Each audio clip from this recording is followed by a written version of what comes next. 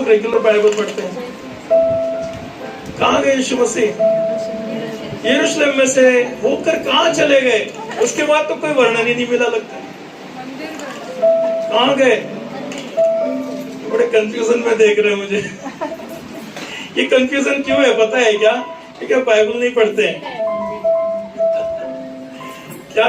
अब बाइबल नहीं पढ़ते इसलिए कंफ्यूजन है। अगर आप बाइबल पढ़ते रहते थे ना, अभी डायरेक्ट बोलते थे मंदिर गए। यरूशलेम में से होते हुए मंदिर में गए, और मंदिर में जाकर क्या देखा यीशु मसीह ने?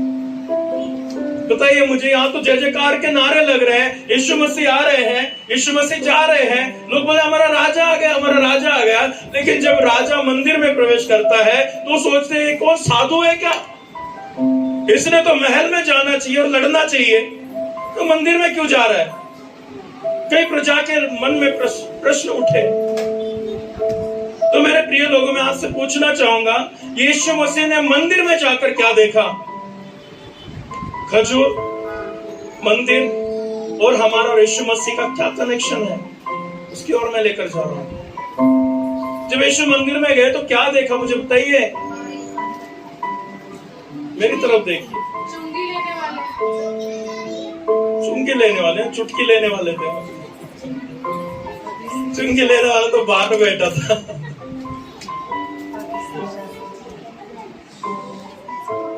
गलत जवाब दिया ना, मैं चुटकी ले लूंगा आप लोग को। हालेलुया। ये कारण है, हम अगर बाइबल से नहीं जुड़े रहते ना, तो आप सोचिए कितने कंफ्यूजन है। किसी ने हमसे आकर पूछ लिया, हम क्या जवाब देंगे? इसलिए तो लोग भरमाए जाते हैं। थोड़ा सा कुछ बोल दिया, उनको लग गया कि अरे हाँ ये मेरे बारे में बोल। थोड़ा सा कुछ बातें आ गए, वो इतना कमजोर है कि वो इन चीजों को, बेसिक चीजों को नहीं जान रहा है, तो बड़ी बड़ी रहस्य की बातें कैसे जानेगा? देखिए यीशु मसीह तुरंत कहाँ गए? मंदिर में गए। और मंदिर में जाते ही क्या देखा? बेचने वालों को बाहर निकाला। देखा, तुरंत सामने वचन आ गए। यही अध्ययन आपका घर में होना चाहिए। क्या हो सकता है? देखिए मत्ती अध्याय 31 और वचन 12-13 पढ़ेंगे।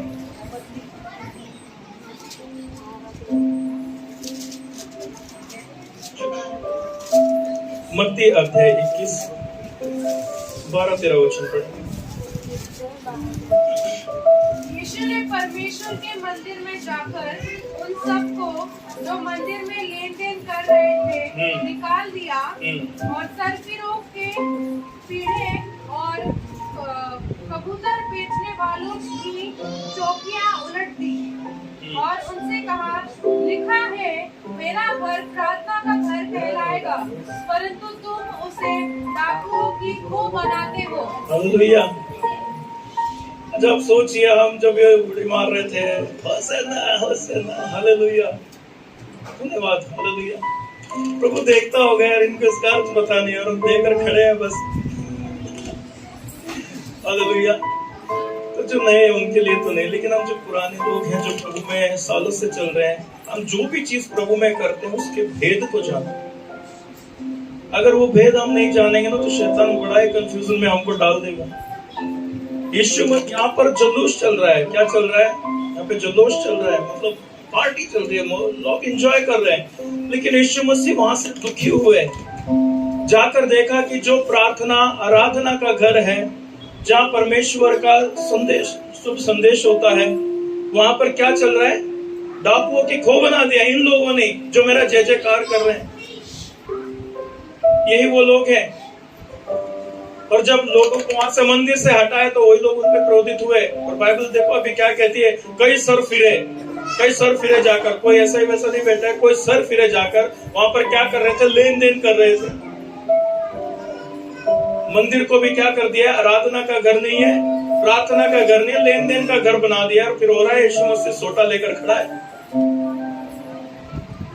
अभी मंदिर का और हमारा क्या कनेक्शन, यीशु मसीह का क्या कनेक्शन है? थोड़ा हम जाएंगे। क्या किया प्रभु यीशु मसीह ने वहां पर जाकर? सारी चीजों को जो मंदिर को खराब कर रही थी, क्या कर दिया? मंदिर से निकाल कर बाहर फेंक दिया। हालेलुया। मंदिर जो परमेश्वर का प्रार्थना का घर कहलाता है, मंदिर जो परमेश्वर का आराधना का घर कहलाता है, वहां पर सारी गलत बातें चल रही थी। यीशु मसीह कहीं नहीं गए।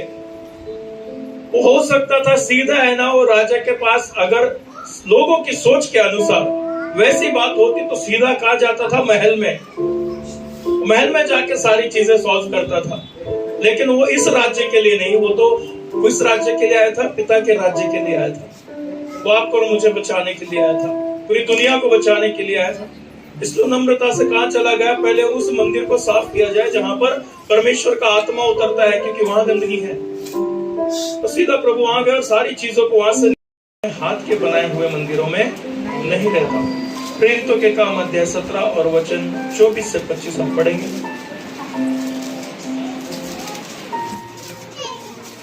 प्रेरितों के काम अध्याय 17। जिस परमेश्वर ने पृथ्वी और उसकी सब वस्तुओं को बनाया, जिस परमेश्वर ने पृथ्वी और उसकी सब वस्तुओं को बनाया, वह स्वर्ग और पृथ्वी का स्वामी होकर हाथ के बनाए हुए मंदिरों में नहीं रहता। देखिए कहाँ पे रहता है फिर वो, आगे पढ़ेंगे। न किसी वस्तु की आवश्यकता के कारण मनुष्यों के हाथों की सेवा लेता है, क्योंकि वह स्वयं ही सबको जीवन और श्वास और सब कुछ देता है। कंटिन्यू एक बार पढ़ेंगे माइक में। सभी को मिला प्रेरितों के काम अध्याय 17 वचन 24 और 25।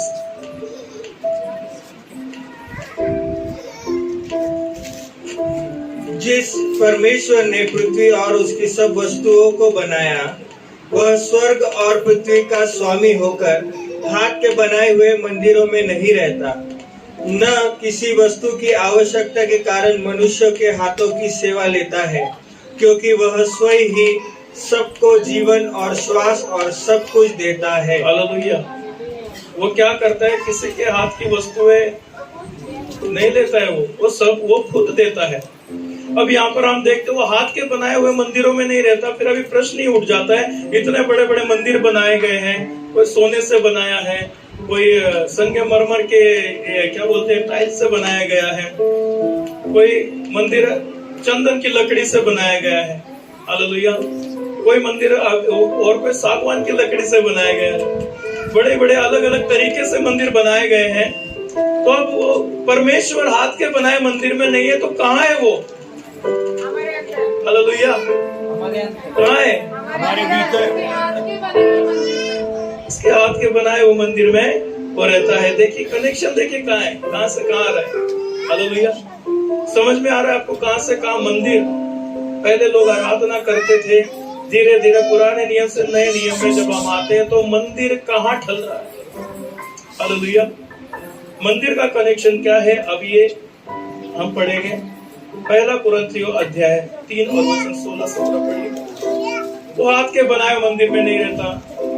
करोड़ों रुपए लगाकर परमेश्वर का भवन लोग बनाते हैं, चर्च बनाते हैं, बड़े बड़े चर्च बनाते हैं, बड़े बड़े मंदिर बनाते हैं।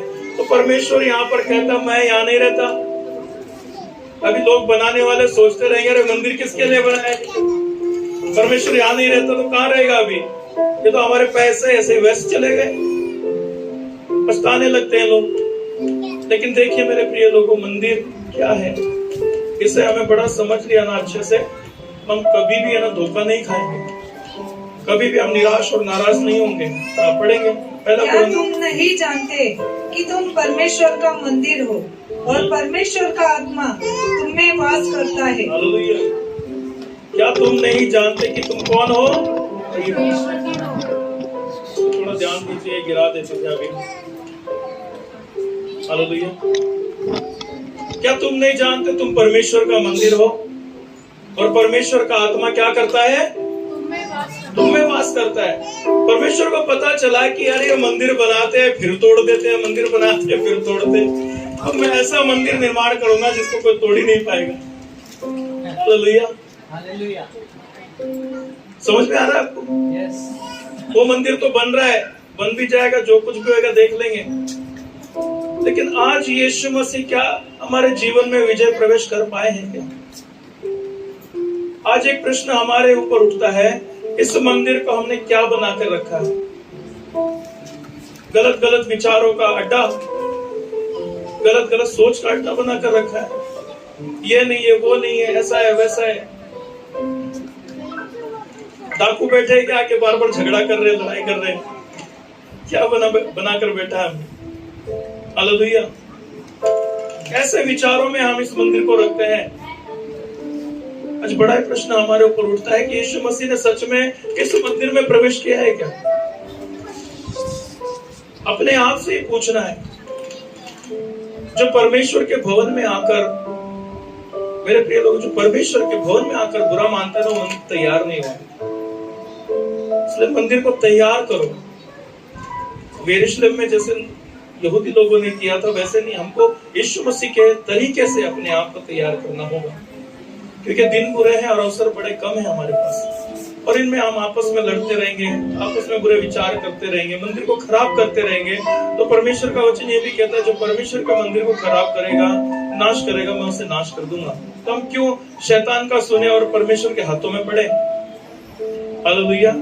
कौन है परमेश्वर का मंदिर? बताइए। अभी पता चला खजूर, मंदिर और प्रभु यीशु मसीह का कनेक्शन हमारा क्या है, और खजूर का पेड़ क्या है। चलो अब हम इसको देखते हैं। हमने देख लिया यीशु मसीह, हमने देख लिया मंदिर, ठीक है। अब ये खजूर का पेड़ क्या है? हालेलुया। खजूर का पेड़ क्या है? एक वचन हम यहाँ पर पढ़ेंगे, भजन संहिता अध्याय 92 और उसका 12 से 15 हम वचन पढ़ेंगे। धर्मी लोग खजूर के समान फूले फलेंगे। धर्मी लोग खजूर के समान फूले फलेंगे। कैसे? खजूर के समान। कौन है? खजूर का पेड़। पढ़ेंगे, पूरा पढ़ेंगे। और लबानोन के देवदार के समान बढ़ते रहेंगे। वे यहोवा के भवन में रोपे जाकर हमारे परमेश्वर के आंगनों में फूले फलेंगे। आमीन। वे पुराने होने पर भी फलते रहेंगे। आमीन। और रस भरे और लहलहाते रहेंगे। आमीन। जिससे यह प्रकट हो कि यहोवा सच्चा है।